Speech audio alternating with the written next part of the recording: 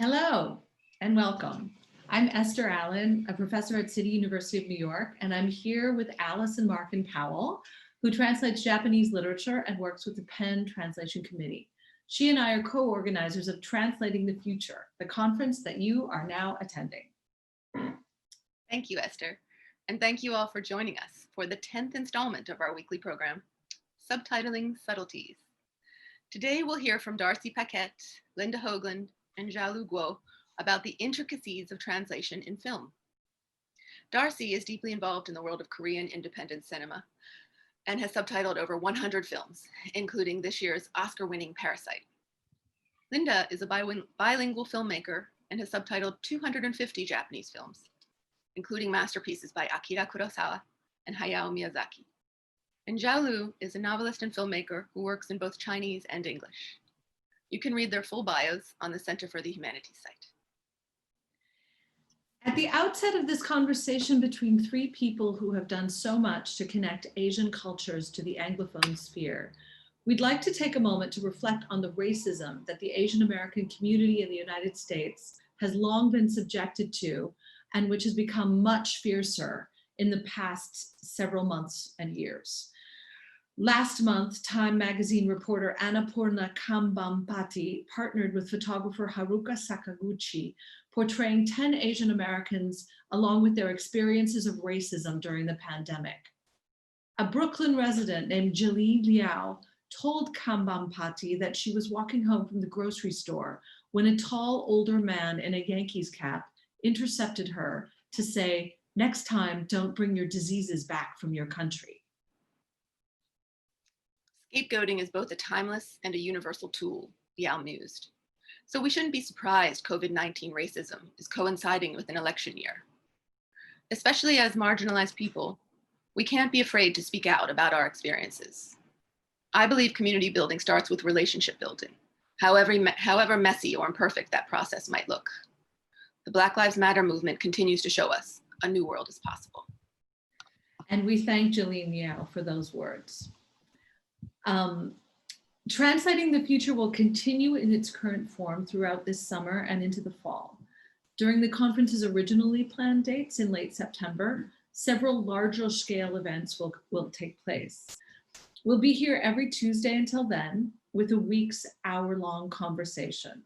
Please join us next Tuesday at 1:30 p.m., again, back to our normal time, for the second in our Motherless Tongues Multiple Belongings mini-series, this time featuring Boris Dralyuk, Eric Simi, and Rajiv Mohabir. And be sure to check the Center for the Humanities site for future events. Translating the Future is convened by PEN America's Translation Committee, which advocates on behalf of literary translators, working to foster a wider understanding of their art and offering professional resources for translators, publishers, critics, bloggers, and others with an interest in international literature. The committee is currently co-chaired by Lynn Miller-Lockman and Larissa Kaiser. For more information, look for translation resources at pen.org. Today's conversation will be followed by a Q&A. Please email your questions for Darcy, Linda, and Xiaolu to translatingthefuture2020@gmail.com. We'll keep questions anonymous unless you note in your email that you would like us to read your name. And if you know anyone who was unable to join us for the live stream, a recording will be available afterward on the HowlRound and the Center for the Humanities sites. Before we invite Darcy, Linda, and Xiaolu to join us on screen, we'd like to offer our sincere gratitude to our partners at the Center for the Humanities, at the Graduate Center, CUNY, the Martin E. Siegel Theater Center, the Cullman Center for Scholars and Writers at the New York Public Library, and PEN America, and also to the Masters of Dark Zoom Magic at HowlRound, who make this live stream possible. And now, Darcy, Linda, and Xiaolu, could you make yourselves visible to our audience? Visible and audible, please. Yes. Hello. Hello. Hello. Hi. This is actually our most wide-ranging call. We have Darcy in Seoul, Linda in Brooklyn, and Xiaolu in Germany. So we are spanning multiple time zones. But for the first question, as we get into the subtleties of subtitling, I'd like to ask each of you about, people always ask for literary translators, how you got started, how you came to be a translator. And we're wondering, in the formative stages of your careers, did you receive any specific training in subtitling or translation, or did you just pick up as you went? Linda, would you mind going first?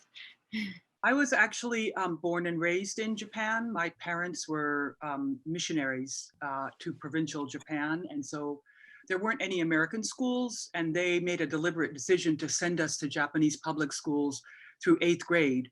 So, and then in order to make sure we were growing up bilingually, they taught us English at home from 5 a.m. before Japanese school. And then when we came back at the dinner table, Japanese was forbidden. So from, I guess, when I was 3 years old, I had to translate what had happened to me in English, in Japanese, into English from my parents. And so for me, in general, translation and interpreting is breathing in Japanese and breathing out English. It's extremely visceral.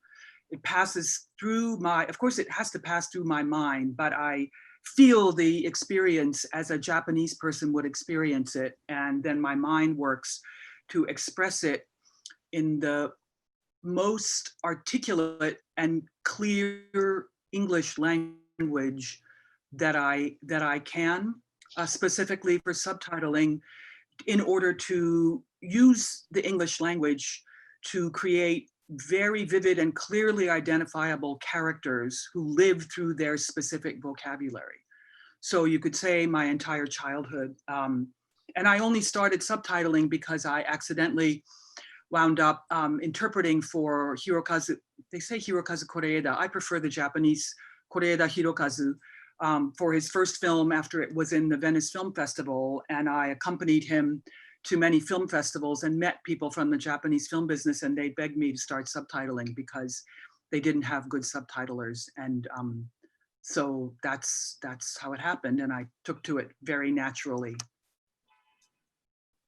And we're glad you did. Xiaolu? Yeah, I guess my experience with the film subtitling has been a totally kind of self-taught, self-learning process. I had a very long film training, kind of life, nearly 10 years. So 8 years in Beijing Film Academy and 2 years in London in the UK National Film School. But all I have learned how to make film, how to visually present certain social political ideas. And especially when you come from China, you realize, oh, everything you have done has to be subtitled into one of the major European languages. Mm. And given that I'm a writer now using second language to write, this become a crucial and difficult task each time when I make film, as if I'm going through the process of how to retranslate my visual into certain text, which can be easily grasped, especially when my films are non-narrative enough. So I think it's a very different experience from Linda's process. And also, I think that the separation of fiction filmmaking and documentary filmmaking, for example, as a filmmaker, I do both. And I found it very difficult to convey the documentary film subtitles because the interviewees and the improvised dialogues are so difficult to pin down in one line on the screen without a script. Yet in the fiction filmmaking, the dialogues are precise from the script and later on in the transcript. So that I will speak about later on when conversation goes on. Yeah. And Darcy? Yes, I've been involved in translation in some sense for the past 20 years, but I did this in stages. Basically, I arrived in Korea in 1997 for the first time. And a couple of years after that, I started writing about Korean films. And through the process of writing, first on my website and later as a journalist, I got to know many people who work at the international sales divisions of the major Korean film companies. And my timing was interesting because I was just arriving on the scene as Korean cinema was starting to develop quite quickly.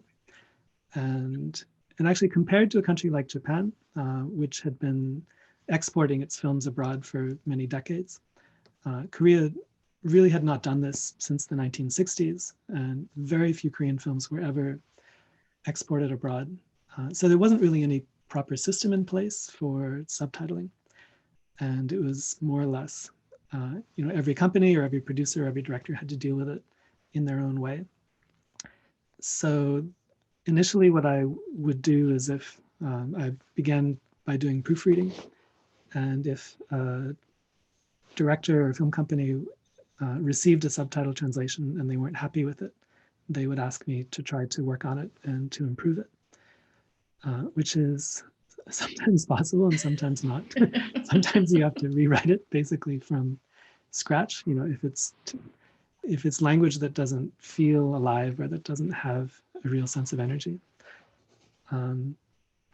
But that was how I began. And then within a couple of years, I began doing co-translation. And so in this case, throughout this time I was studying Korean and my Korean was slowly improving, but I would sit down together with the Korean native speaker in front of the TV. I would be at the computer and we would discuss each line and type out the subtitles as we went through the film. And through doing this, we were able to, I think, make subtitles that were higher quality than, the previous system of me simply proofreading something that had been done by somebody else. And then it was about 6 years ago that I started really doing subtitles on my own. By that point, I had reached the stage where I could do the initial draft by myself. Subtitle translation is a collaborative experience, I think, in Korea, because the system has developed to the point where after the first draft is produced, there's a lot of feedback and back and forth with the production company. In some cases, you sit down directly with the director and go over things line by line. And then also sometimes when I get the filmmaker's permission, I do have a friend who translates from English into Korean, does subtitles in the other direction. And she often reads my work and gives me feedback. So I do try to get as much feedback as I possibly can with my subtitles. But I never did get any formal training. And because there was no formal training available in Korea. In fact, it's only been this year that the Literature Translation Institute of Korea has started a new course for audiovisual translators and webtoons, like together. And this is, I think, because the Korean government has recognized the importance of good subtitle translation. And so they kind of looked around the group of government-supported organizations that they have and decided that this particular organization would be best equipped to start a class like that. And you made an instructional video that's now available? Yes, that's right. This is very much on my own initiative. It was sponsored by the Wildflower Film Awards, which is an event that I co-organize in Seoul. It's an event that recognizes Korean independent cinema. But I shot a 40-minute tutorial. Basically because I think particularly for independent filmmakers, you're not working with a big company and you're not stepping into a pre-existing system, and you have to figure out how to do this translation on your own. And so I can't cover everything in this video, but I think I tried to cover the basics in terms of how subtitles are done, what the process is, but also how the filmmaker and the subtitler can work together. Because I think, particularly for independent films, when if you're both in the same city and you're available to talk to each other, it's definitely true that the quality of the translation can improve through this kind of direct collaboration. And the link to that video is in Darcy's bio on the Center for the Humanities website. So all of you who are like, I want to see this video, it's right there, readily available to you. I want to follow up on that question with something a little bit more specific. I'd like to invite each one of you to comment on a specific instance where a work you were subtitling posed difficult challenges, and tell us how you address those challenges, the solutions you came up with, and how satisfied or dissatisfied you are now with those solutions. And I believe that each one of you has a clip to share with us in this respect. So we'll start once again with Linda.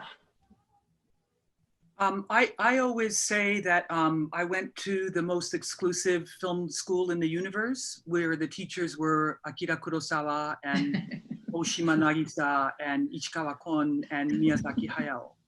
Because through subtitling 200 films, I never went to formal film school, but I learned so much about structure and subtext and pacing then I became a filmmaker myself and have made 5 films in the last 10 years, always somehow relating Japan and the United States and their complex history, and usually telling it through art. And I'm going to, so my most recent film is called Edo Avant-Garde, and it's a film that reveals how Japanese artists invented modern art in the 17th century. I know that the status quo indicates that white European males invented modern art, but I beg to disagree. And so I made a film to prove that point. I feel like there's always, everything I try to do to give voice to Japanese artists is creating a counter narrative to white European supremacy, whose narratives have always been privileged. So it's a very deliberate film. And I'm going to show you a clip, basically, and what inspired them to innovate the techniques, minimalism, abstraction, surrealism, the illusion of 3D in their art was their reverence and awe for nature, which came naturally to them through their Buddhist and their Shinto animist beliefs. So I believe this film is especially relevant now. And so I'm going to show you the trailer for the film, and the word that I'm going to focus on is in the very last scene of the film. It's called, the word in Japanese is yoyu. And Travis, if you could go ahead and play the clip, please.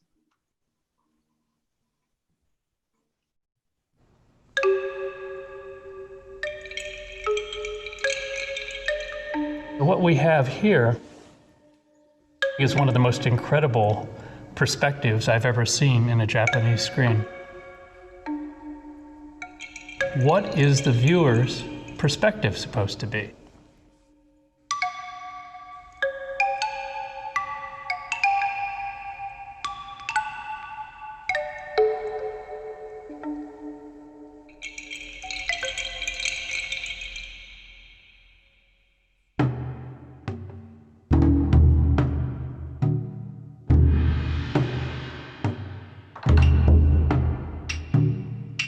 そもそも人間の目で見たものをそのまんま描くっていう意識がないわけですよ。日本の絵の考え方っていうのは、人間は自然の一部であって神の目で見た自然を描こうとしてるんだと思うんですよね。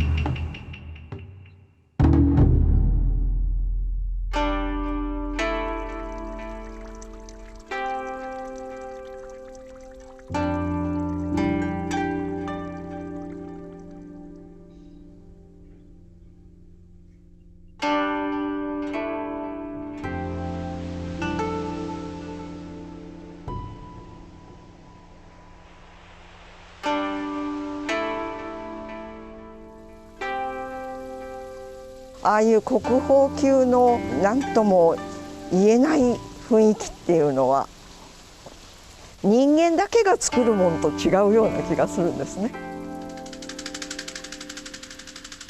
自然のお力も借りるというよりも乗り移ってきて描かせていただいてるんじゃないかなっていうふうに思えますね。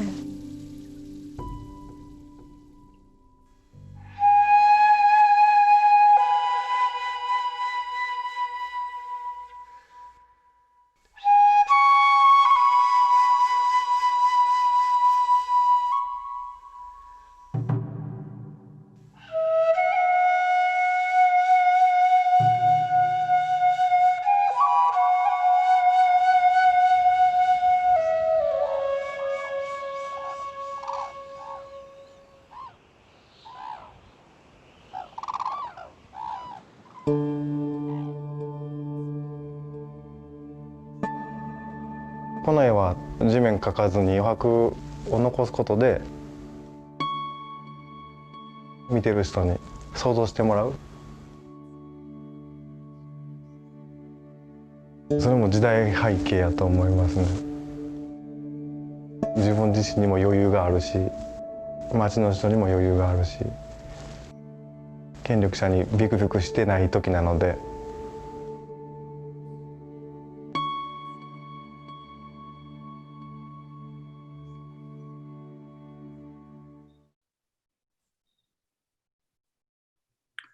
So at the end of the clip, the unseen interviewee, who is a Kyoto art dealer, says the artists were confident and so were their merchant patrons. And the word he uses for both of them, both those times, is yoyu, which is an unbelievably vague term in Japanese. One of the constant battles is that Japanese is vague, it's deliberately vague and poetic, and English is very unforgiving and specific. So how do you negotiate between those? And so yoyu is, there really is no word for yoyu in English. You could, at a time, maybe you could say wherewithal. If you look at a Japanese English dictionary, it's hopeless, it's useless. They have no idea. And so what the art dealer was trying to say is, because they weren't afraid of the people in power, they had the extra bandwidth, the wherewithal. And so because I'm the director, I said, well, that's called confidence. You know, in English, we say that's confidence. They were confident, and their merchant patrons were confident because they weren't afraid. But I would also say that it highlights the fact that, you know, the truth is that subtitling isn't math. It's not like there's one correct answer that's going to get you an A+. Different people take different approaches. And it's easier, of course, when it's a film I've directed, because I'm crystal clear about the meaning that I want to convey. And I just wanted to say that the film, it's a 90-minute film, and it's going to be streamed by the Pacific Film Archives in Berkeley, California, the Cinematheque in Berkeley, California in August.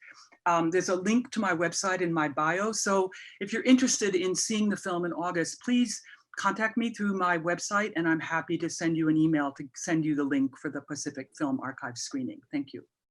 Great. Xiaolu, you have a clip as well, I believe.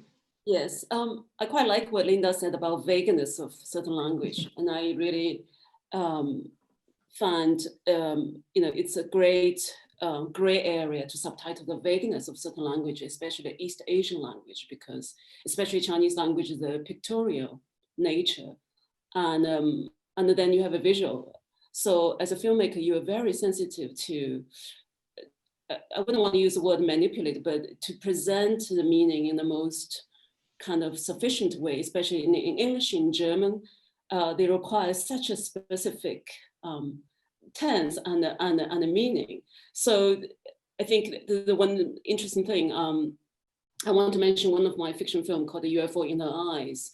Normally my fiction films are played by the street people, non-professional people, you know, the real people. So a peasant will be a real peasant who has a real cow appear in front of camera. And a teacher will be a real teacher. That's how the low budget filmmaking is in China, because we have to be quick and run away when the time comes. So in UFO in Her Eyes, all the farmers in my story has to say one thing to the camera. On that day, 9/11, I saw the UFO, or I didn't see the UFO. So that's a line in the script. But then in the shooting location, the little village, everyone spoke dialect, which I don't understand because towards Vietnam. So we require them to say something around it in my Mandarin Chinese, and they vaguely understand, the local peasant understand what they should say. But whenever the camera starts, they never say exact thing. So they see a very elusive thing taking a long time. But as a filmmaker, I think, you know, you have this brutal decision to pull the subtitle into the direction you want to do. But therefore, when you understand the different languages, you understand the difference and the distance towards the original sentence. And that's an area, I think, you know, it's very interesting for filmmakers to, and for the writers to rewrite the dialogue in a way. And sometimes can be very violent way of doing that. But I have a poetic license. So, but the clip I want to show is another fiction film called Sheer Chinese. The film has very little dialogues and is largely improvised. only the central girl, the character, she's played by the actors. So everyone else is real people. Again, no dialogue, the film, but the scene I want to show is a karaoke scene, which is a very famous pop song sung by Chinese pop star Tian Zhen, and about wildflower longing to be loved, to be appreciated by the world.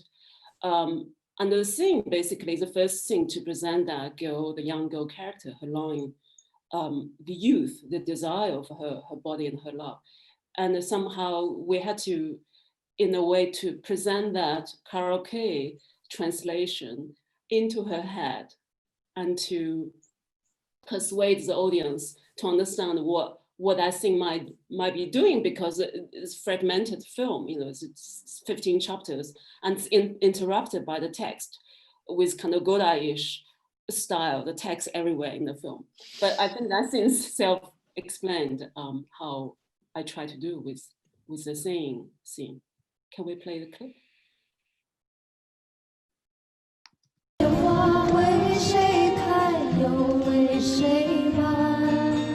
静静的等待，是否能有人采摘？我就像那花一样，在等它到来。拍拍我的肩，我就会听你的安排。摇摇摆摆的花呀，它也需要你的抚慰，别让它在等待中老去。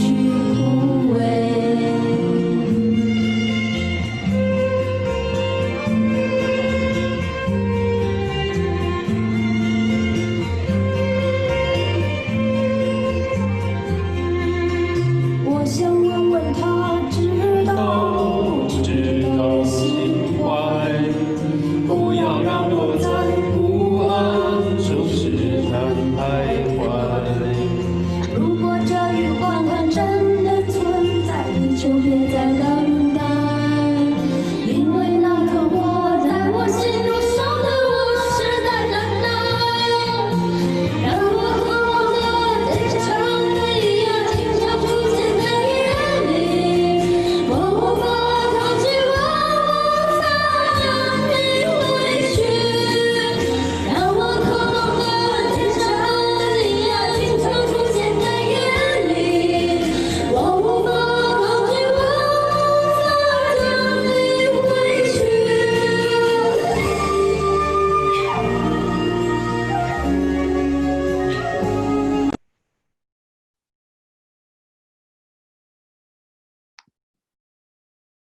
So this film, I think, also have many other music clips. And I think one way of say the unsayable thing in a narrative film is use certain songs and the music from that time for the characters. And for me, it's almost a lazy, convenient way to convey something too explicit for the characters to say. Yeah, that's one way of doing things in the film. Darcy? Okay. Let's see. I'd like to show a clip from the film The Handmaiden by director Park Chan-wook. And this is from 2016, and it did. I mean, some viewers might have seen this film, but basically, this is a scene that takes place in the early part of the film. The setting is 1930s Korea, under colonial rule of Japan. And that's why the dialogue is in Japanese. And I'll talk a bit more about that in a second. But in this scene, the handmaiden comes to meet her mistress in the library, and it's her first time to this space. And she doesn't realize that it's kind of a forbidden space that she's not supposed to enter. So let's watch the clip, and then I'll explain about the translation.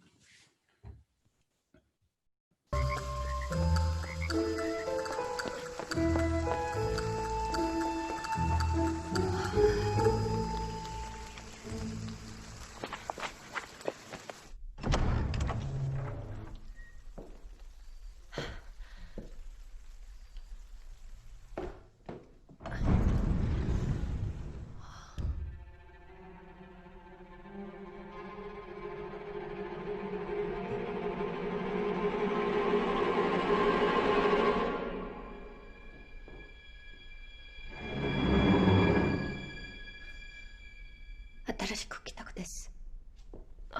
ヘビヘビ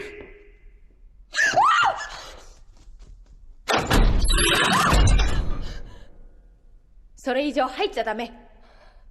肝に銘じておけ。ヘビは無知の境界線だ。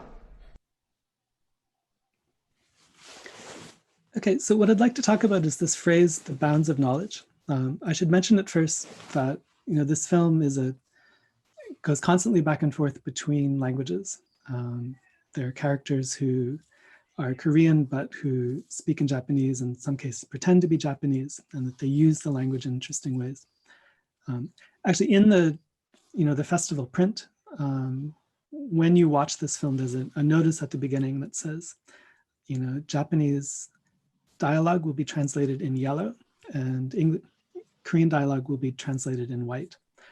Unfortunately, this clip that I have is from the US DVD, where they didn't really bother to distinguish between them. But that was one way that we sent a signal to the audience when characters were speaking in different languages.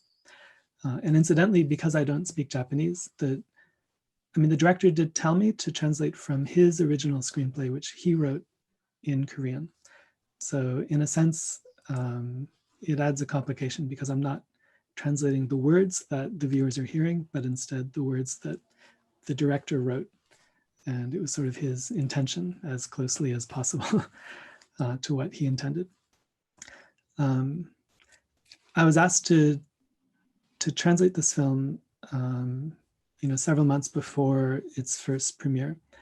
And the first thing that the director asked me to do is to read the novel on which the film is based. The novel is Fingersmith by Sarah Waters. It's a British novel set in the Victorian era. You know, very different in setting, but he was able to adapt it to 1930s Korea in a really interesting way.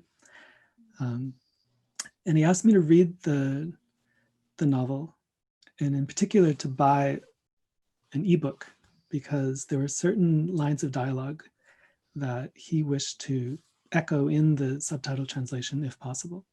So those were taken directly from the original novel, although he had read the novel in translation, in Korean translation. So this adds kind of another layer of complication. And so we get to this scene, which is very similar to a scene in the original novel, with some changes. In the original novel, it's not a snake, it's kind of a finger pointing up in the air like this. And in the original novel, you know, because he had told me to look for the original text, I found this. The original line of dialogue says that hand marks the bounds of innocence here. And so that's how I translated it. And then, you know, shortly before the film was first screened at Cannes, I had a meeting with the director and with his producer, who grew up in New Zealand and is bilingual, English and Korean. And we spent 2 days going over the subtitles line by line and discussing each one. But when we got to this one, Park Chan-wook suddenly said, "Oh, I think that's wrong. If you look in the original novel, that should read, you know, it marks the bounds of ignorance." And I said, "I don't think so." So I checked with my ebook copy and I found the word innocence. And at that point, we all realized that the Korean translation of the novel had translated this phrase as 무지의 경계선, which means, you know, which is most likely to be interpreted as ignorance. And so then we had, a bit of a discussion, a bit of a dilemma, because, you know, do we translate according to the original novel? Do we translate according to the mistranslation, but which was the concept that the director had in mind when he wrote this scene? And how do we do that? And then in the course of talking about it, we came up with a third option, which was, you know, if you think about it, bounds of ignorance means that there's a line that separates those who know and those who don't know. And so in a way, bounds of knowledge is more or less the same thing as bounds of ignorance. And I said to him, I said, you know, if we say bounds of knowledge, then people will connect this with the tree of knowledge in the Garden of Eden, and you've got a snake on the floor right there. And I said, that was what you intended, right? And he said, no, that wasn't what I intended. Apparently he had some other, there was something else that inspired him to use the image of the snake and to change it from a hand into a snake. And so I said to him, well, the good thing about the word knowledge is that it is in some ways closer to your concept of the word. But if people do think of the tree of knowledge, that too is a loss of innocence. And so in a way we can get both senses of ignorance and innocence by turning it into knowledge. But if we do that, people may interpret this as a very deliberate act on your part that the serpent represents the serpent within the Garden of Eden. And so I said, are you comfortable with that? And he thought about it for a long time. And then he said, yes, that's interesting. I'd like to do that. And so it was just one word, and it was quite not a difficult word to translate, but it ended up producing all this kind of interesting conversation and layers. And so we ended up kind of triangulating to get a word that reflected two aspects of kind of the original text. It's a fascinating example. I mean, Darcy, there seems to be consistently particular controversy surrounding the translation of Korean into English. For example, the various debates that surrounded Deborah Smith's translation of The Vegetarian by Hong Kong. And I'm sure there are other examples as well. Do you find in your experience that translation from Korean into English is particularly fraught? And if so, why? I mean, I should say that even more fraught than translating from Korean into English is the other way around, translating from English into Korean. It's very interesting that, Koreans are very conscious of subtitles. They're very passionate about cinema. And they recognize the names of the subtitlers who translate films from Hollywood or from other countries, to the extent that, certain subtitle translators become kind of celebrities in their own right. Like everybody knows their name. There was one in the previous generation named Imi Do, who everybody knew. And I mean, you could ask anybody off the street who is Imi Do, and they know that this is that era's most famous translator. More recently, there's been real kind of eruptions of internet anger over certain mistranslations in Marvel movies. And so within, in the second Avengers film, for example, there's a scene where Samuel L. Jackson says, "Oh, mother," and then he doesn't finish the phrase. But it was kind of clear that he meant it as kind of a curse, and it was translated instead as mother, as in mommy. And fans were furious, and in this case, the translator's name was at the end of the credits. In fact, it's become, in a way, so, the audience has become so critical that many companies like Disney are now starting to leave the names of the translators off the films to kind of protect their identity, to save them from the knives of the audience. And so, I mean, yeah, I think it's because perhaps Koreans are very aware of the importance of translation. It's a very common conversation that you get in Korea, the fact that no Korean writer has ever won the Nobel Prize for Literature, and most likely not because the writers aren't good enough, but perhaps because the translators, they haven't been translated in a way that really connects with an international audience. The Vegetarian was a really interesting example. And actually there were several stages to that, because in the initial stage, there was widespread praise for her translation and what she'd accomplished. And she is an incredibly expressive writer. And I really do give her credit for that book's success internationally. But it was later when people pulled out the original and the translation and put them together side by side, I mean, she'd only been studying Korean for 6 years, I believe, when she made the translation. And there are a few small errors, I guess you would say, where it seems that she misunderstood the original text. And that's when the controversy erupted. To be honest, when Parasite suddenly became a news item, I was waiting for the knives to come for me too. You know, because in any translation, you make tremendous number of compromises. Like there are moments where you can't find a good solution for translating the complexity of the original, and often you end up choosing something that you know it's not the good translation, but either because of the need to be concise or for other reasons, you end up going with it anyway. I mean, there's been some criticism, but on the whole, people have been very nice to me, but I don't expect that to last. I think that in the future, with future films, if people notice my name and decide to do a very close analysis, they might find things that kind of stir debate. Sort of, not exactly the same question for Linda, but you were commissioned, this is some time ago, but you were commissioned by Criterion to retranslate the subtitles for 8 of Kurosawa's classic films. And in an essay that you wrote about this undertaking, you said, in order to reproduce the Japanese experience of the film as faithfully as possible for English-speaking viewers, I stray brazenly from literal translation. And so I'd like to ask you to speak about the nature of this project to retranslate classic films that are both, you know, in period pieces as well as contemporary films, and the fact, you know, retranslating works that are already quite well known and highly respected.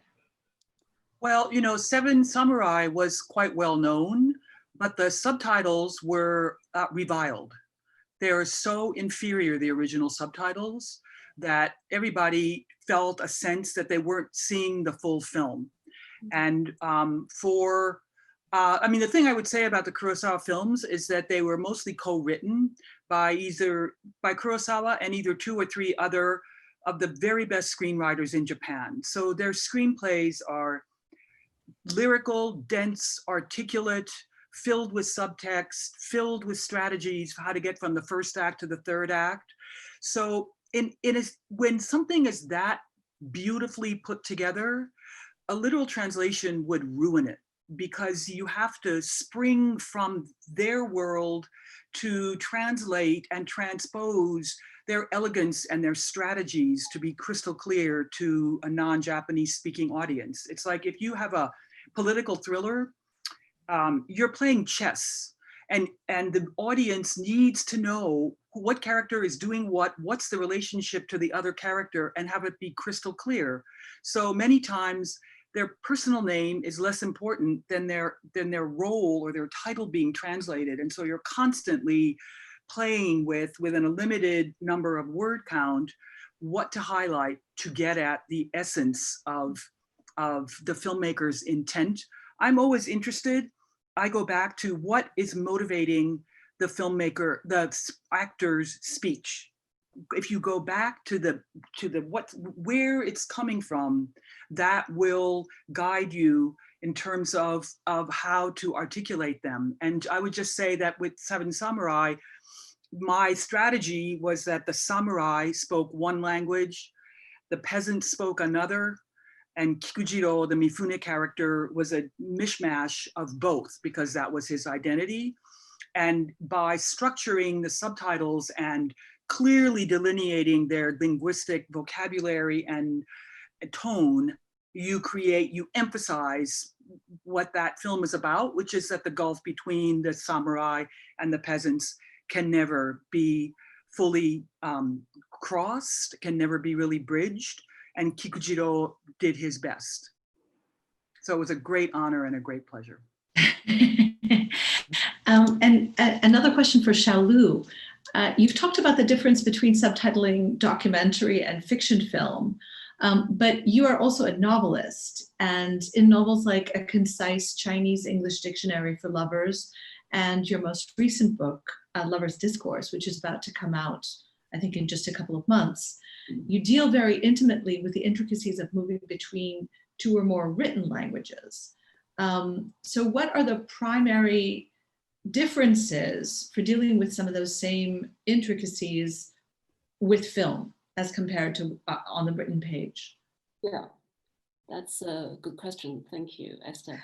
I'm very sensitive to the written language, even in my broken English in my novel, because once the verbalization happened through the specific text, that is overwhelming on the paper. So what's wrong, what's being presented, you cannot remove in a printed copy. But then in a film format, which actually that's the first media I entered as a sort of profession, as a filmmaker, I'm very aware of the vagueness of the speech and the specificity of the visual element, because filmmaking, the absolute element is visual identity.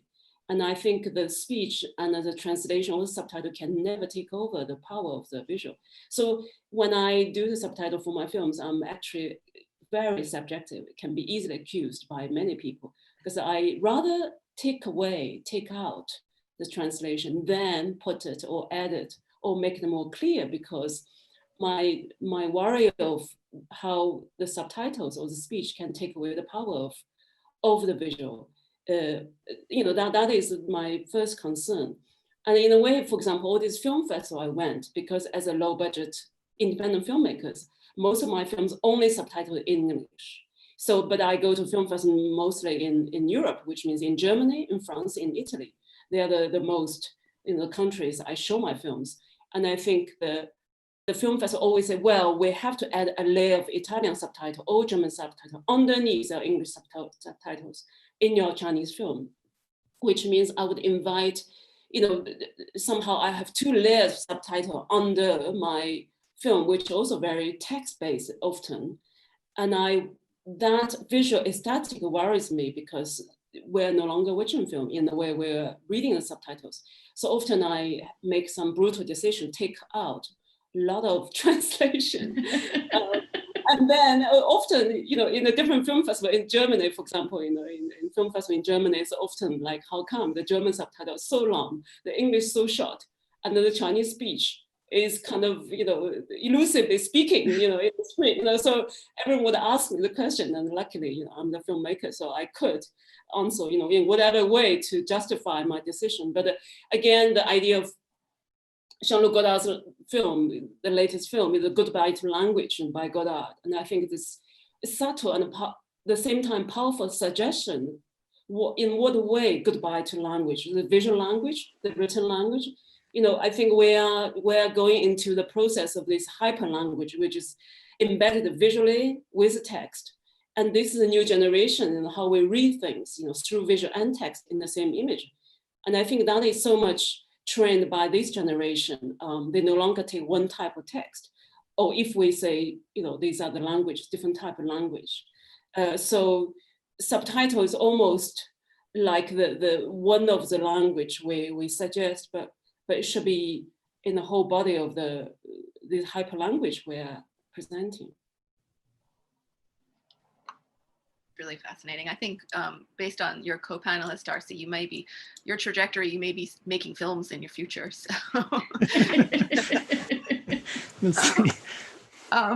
But I'm wondering, this question is for all three of you. What are the biggest changes that you've seen or observed in the world of international cinema in the time that you've been subtitling since your career began, or what changes do you anticipate or hope for within the coming decades in filmmaking? Whoever wants to take that first. I guess I can jump in first. That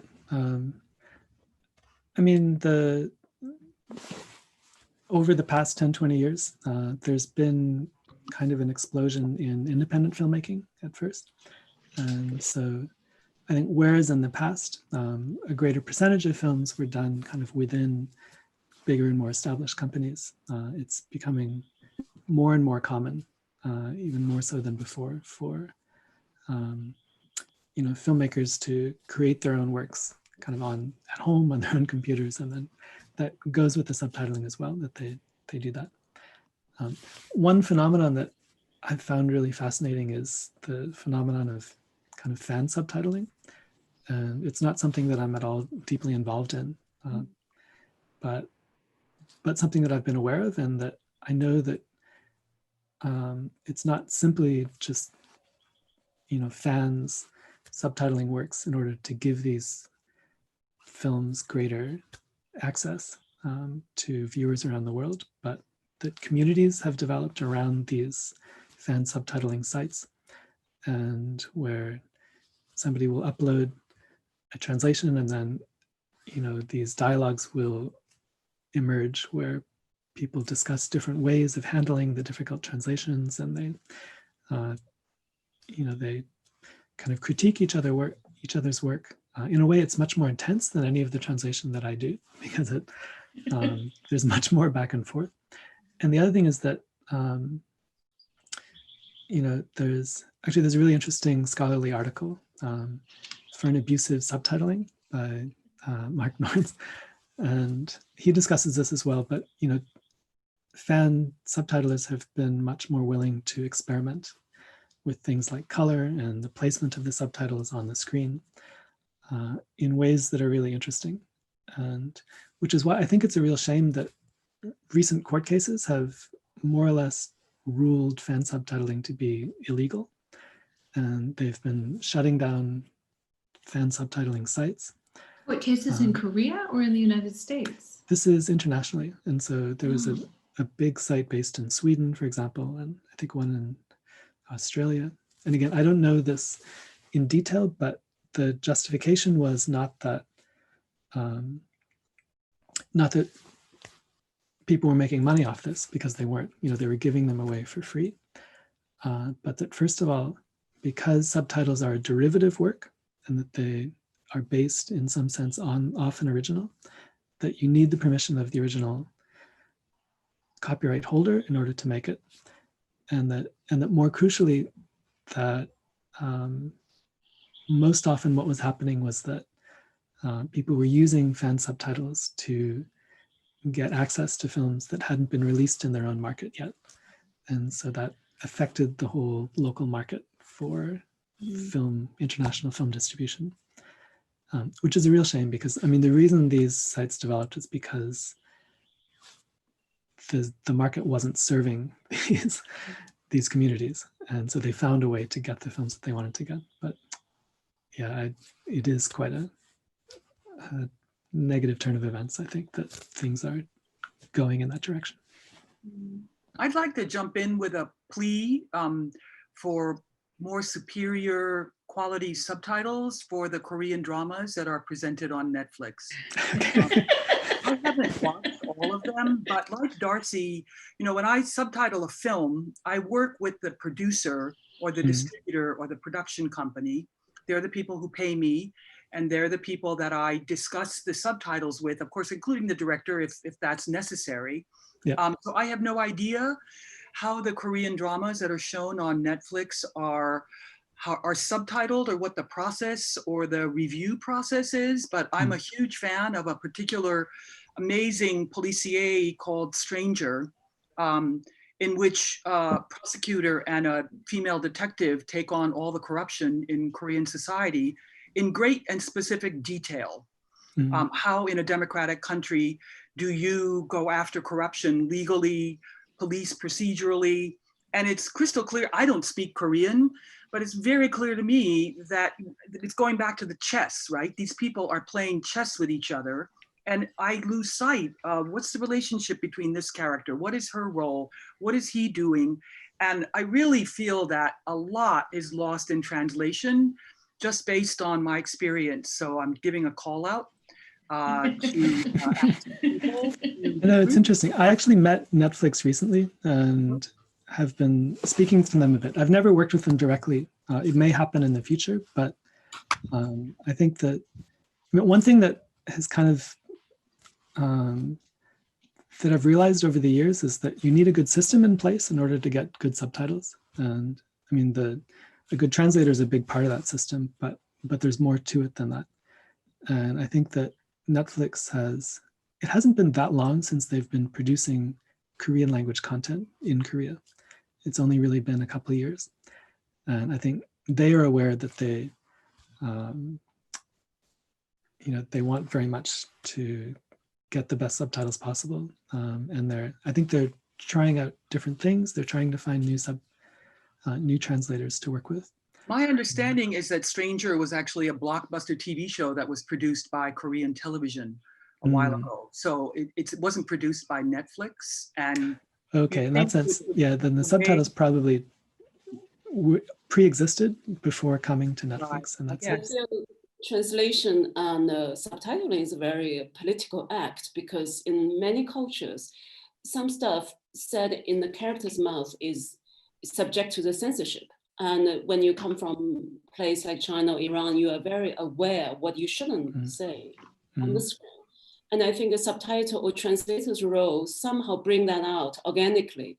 And that I felt very often in all my films, and even in my books, how do I transform that without saying it explicitly, but that through certain translation, that could be linguistic translation, but also some sort of interpretation. And often I think that is missing in some subtitles, especially for a film from remote culture, and without knowing what's behind or what is at stake. And that is crucial for subtitling. You could see that in some of the post-war films by Kurosawa, that the subtitlers, who were Japanese gentlemen who belonged to the studios, were trying to censor the more radical ideas about democracy and equality. And there was one film in which the Japanese subtitles said no. And it was actually a whole speech about equality and you can't treat women like this anymore. And it was like literally like a 60-second speech that I fully translated. The original had said no. So I think you're right. I mean, they were trying to censor ideas that they weren't comfortable with themselves. And I went back in and excavated the full meaning that the screenwriters had written. Absolutely, I grew up with that. So I'm very familiar, with that. It's true. An antagonistic subtitler can do incredible damage to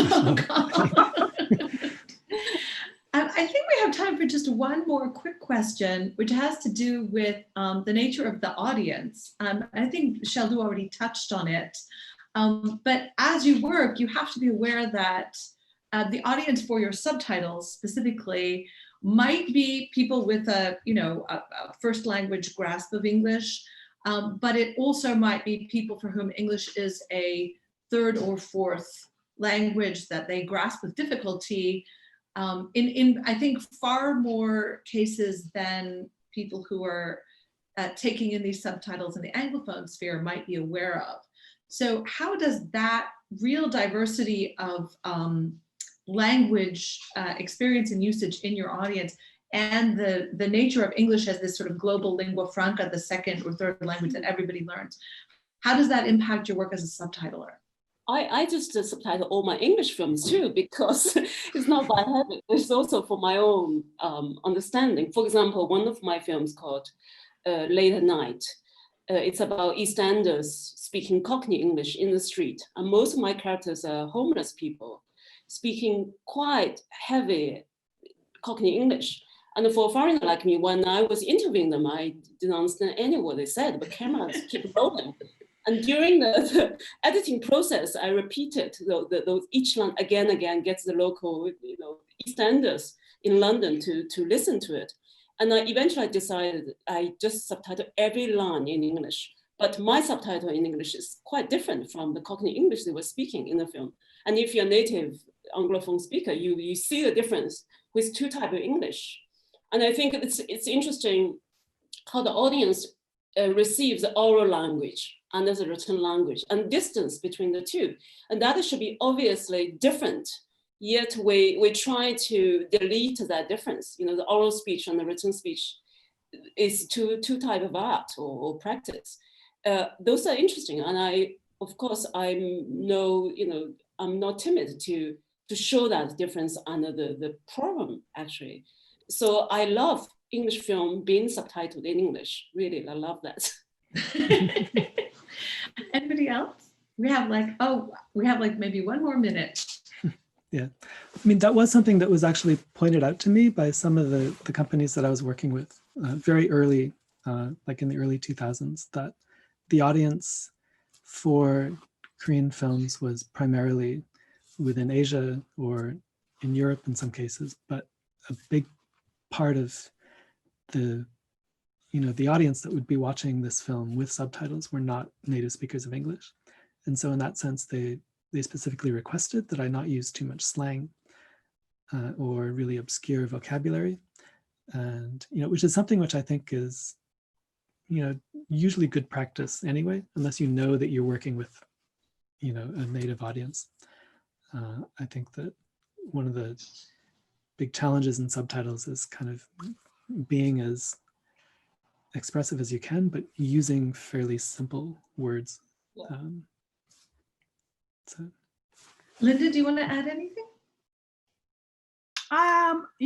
I guess I beg to disagree a little bit, but then I'm from an older generation, and what I'm always fighting against is this idea that Japanese filmmakers and writers and thinkers and artists are not as intelligent as their Western colleagues. So I'm always trying to imbue and communicate the intelligence, the sophistication, the articulateness, and often the political sharp critique that's embedded in everything that I translate. That being said, since I started making my own films, the number of films that I translate has drastically been reduced. And the other kind of translation that I do is I translate artist essays. I don't generally translate prose. I feel like it's a completely different thing. The subtitles, as Xiaolu said, they complement the visuals. They are not the main attraction. But so I don't really generally translate prose, but if I know an artist and they have a very clear vision and something very articulate to say, and they trust me to convey that vision, then I know that you can only be as smart, as intelligent as your translator. And I believe that these are genius artists. And so I'm their best defense in the world stage is I'm going to put you forward and I'm going to make you clear and brilliant and the genius that you are in English because you've been underestimated and underappreciated for centuries. That's my manifesto. I wish, honestly, this has been the most fantastic conversation. I wish we could go on for another hour, but we have reached the limit of our time. So again, this will be available on video. And I know that a lot of people that I know are going to want to use this in courses. So I can't thank you enough. I have learned so much from this conversation today, and it's been such a pleasure. Thank you for organizing it. Yes, this was really fun. Thanks for doing Once again, this. we'd just like to thank our partners, HowlRound, PEN America, the Center for the Humanities at the Graduate Center, CUNY, the Cullman Center for Scholars and Writers at the New York Public Library, and the Martin E. Siegel Theater Center. Thank you. And Travis, thank you for making it Thank you all so look much. so smooth and being the wizard behind the throne. Thank you. Go so smoothly, Travis. This has been wonderful.